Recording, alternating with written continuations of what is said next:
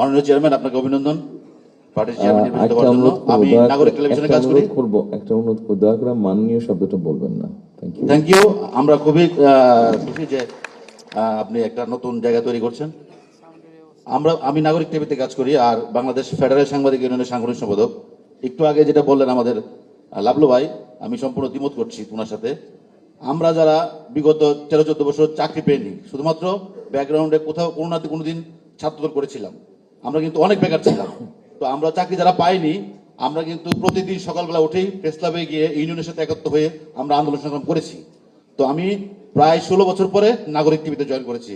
তো এই বিষয়টাকে শুধু যদি ছোটখাটো করা হয়, আমি দ্বিমত পোষণ করলাম। আর আমার এখানের বাইরেও অনেক কর্মী আমাদের রয়ে গেছে। আমাদের 2200 মেম্বার ইউনিয়নের, ঢাকা সাংবাদিক ইউনিয়নের সারা বাংলাদেশে 5-6 হাজার ফেডারেল সাংবাদিক ইউনিয়নভুক্ত সদস্য রয়েছে। আমি মনে করি তাদের সবার সুযোগ নাই, তাদেরকে ছোট করে দেখার সুযোগ নাই। আমি বিশ্বাস করি যারা বেকার ছিলেন, যারা যোগ্য, তাদের ব্যাপারে আপনারা যথাযথ ব্যবস্থা নেবেন, যাতে আগামীতে তাদের কর্মসংস্থানের ব্যবস্থা হয়। ধন্যবাদ আপনাকে।